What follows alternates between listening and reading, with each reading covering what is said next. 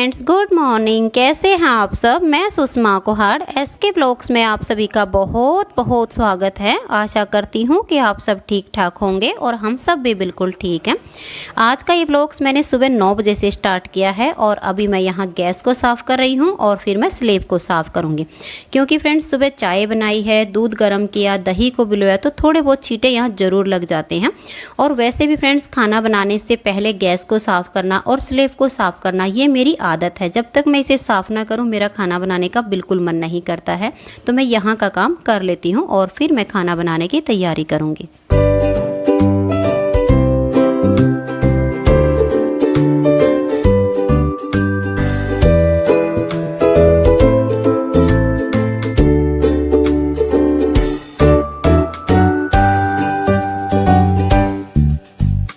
तो friends kitchen clean करने के बाद अब मैं खाना बनाने की तैयारी कर रही हूँ और खाने में आज मैं दाल बनाऊंगी, क्योंकि मेरे दोनों बच्चों की फरमाइश है कि मम्मी दाल बनाइए।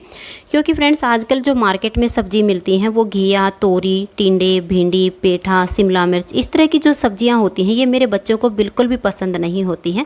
बस खा लेते हैं मन मार के, लेकिन खुश होकर नहीं खाते हैं। खुश होकर तो ये दाल, राजमा, छोले, काले चने, आलू मटर, इस तरह की सब्जी खाते हैं।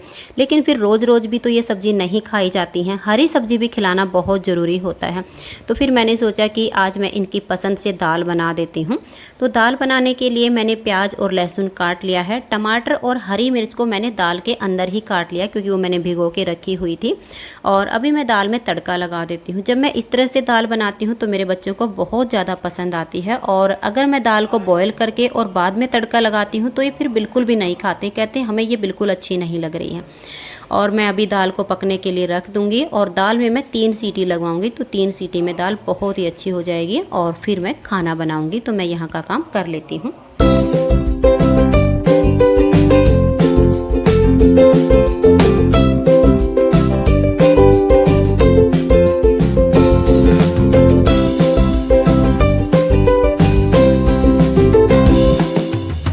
तो फ्रेंड्स दाल बन चुकी है और अब मैं रोटियां सेकने लग गई हूँ। अब मैं रोटियां सेकती रहूँगी और साथ के साथ सबको एक एक करके डाल के दे दूँगी, तो सब साथ साथ खाना खा लेंगे तो काम जल्दी से हो जाएगा। तो फ्रेंड्स आप भी आ जाइए और गर्मा गर्म दाल रोटी खा लीजिए, और साथ में ताज़ी लस्सी भी है जो खाने का स्वाद और भी बढ़ा देती है।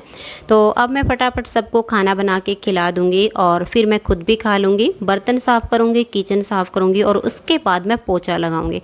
और पोछा लगाने के बाद फिर फ्रेंड्स मैं नहाने के लिए जाऊंगी। तो फटाफट मैं सबको खाना बना के खिला देती हूँ।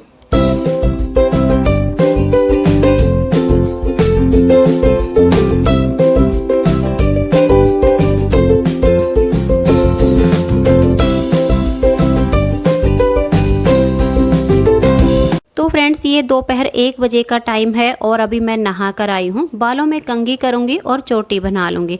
और फ्रेंड्स गर्मी इतनी हो गई है कि क्रीम लगाने का तो बिल्कुल भी मन नहीं करता है। तो मैं बस ऐसे ही बिंदी लगा लूँगी, सिंदूर और हल्की सी मैं लिप बाम लगा लूँगी और फिर मैं नीटिंग करने के लिए बैठ जाऊँगी। लगभग 1 घंटे तक मैं नीटिंग का काम करूँगी, क्योंकि फ्रेंड्स मैंने एक 6 महीने से लेकर 1 साल तक के बच्चे के लिए फ्रिल वाली जुराब बनानी शुरू की हुई है। और वो जुराब अभी मेरी कंप्लीट नहीं हुई है, उसकी वीडियो भी मुझे आज ही शूट करनी है। तो 1 घंटे के लिए मैं नीटिंग का काम करूँगी, जिससे मेरा ये प्रोजेक्ट कंप्लीट हो जाएगा। और फिर उसके बाद मैं किचन में जाऊँगी, कुछ सबको खाने के लिए दूँगी। तो मैं अपना ये काम कर लेती हूँ।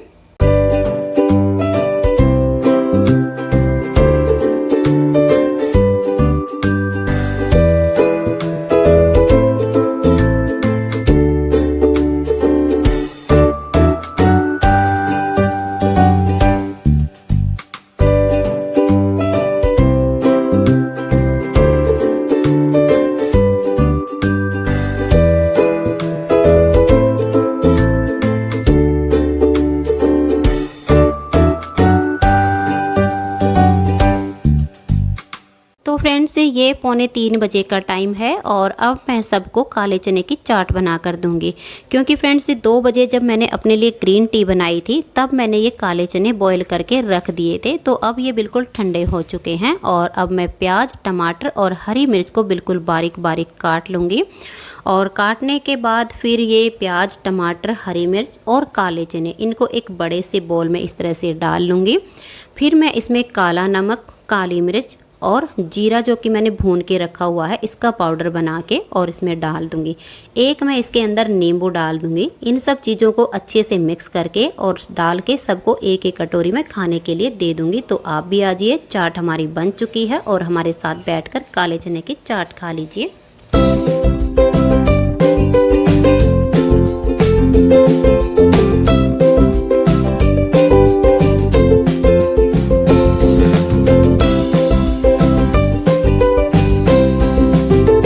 ये शाम 4:30 बजे का टाइम है और अभी इनके पापा जी चाय बनाकर लाए हैं और माँ जी को इन्होंने दूध गर्म करके दे दिया है, क्योंकि वो चाय नहीं पीती है, दूध ही लेती है। तो उनको दूध गर्म करके दे दिया है और अपने लिए चाय ले आए हैं। तो अब हम दोनों बैठ के यहाँ चाय पी लेंगे। चाय पीने के बाद मैं एक नीटिंग की वीडियो शूट करूँगी और जो बेबी जुराब मैं बना रही थी, एक जुराब कंप्लीट हो गई है तो दूसरी वीडियो के साथ साथ बनेगी। और चाय पीने के बाद ये चले जाएंगे दूध लेने के लिए, दूध ला के रख के और फिर ये अपनी शॉप पर चले जाएंगे और मैं नीटिंग की वीडियो बनाऊंगी। तब तक मेरा शाम का काम शुरू हो जाएगा। तो अपने काम से फ्री होने के बाद फिर आप सबके साथ बैठकर थोड़ी सी देर में बात करूंगी।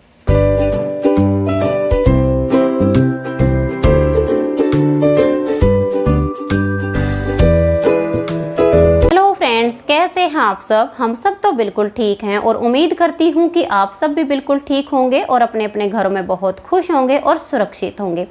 और फ्रेंड्स, कल की वीडियो पर आप सबने बहुत ही प्यारे प्यारे से कमेंट्स दिए हैं, जिनको पढ़कर मुझे बहुत ज़्यादा खुशी मिली है।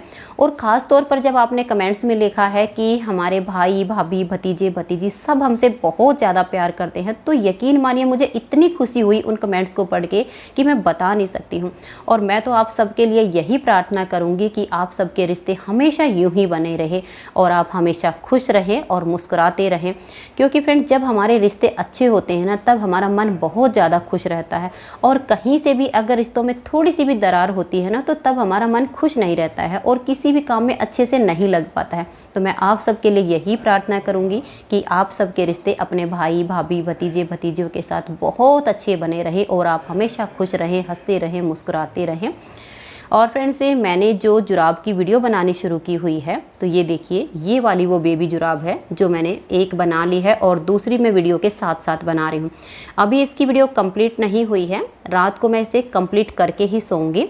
और जैसे ही आपको ये व्लॉग की वीडियो मिलेगी, इसके साथ ही आपको नीटिंग लेसन चैनल पर इसकी वीडियो मिल जाएगी। अगर आपको ये जुराब बनानी सीखनी हो तो आप नीटिंग लेसन चैनल पर इसकी वीडियो देख लीजिए। और फ्रेंड्स, ये जुराब देखने में जितनी सुंदर लग रही है, ये बनाने में उतनी ही आसान है। बहुत ही आसान है इस जुराब को बनाना। मैंने ये 6 महीने से लेकर लगभग 1 साल के बच्चे के लिए बनाई है। आप इसे न्यू बॉर्न बेबी से लेकर 2.5 से 3 साल के बच्चों के लिए बना सकती हैं।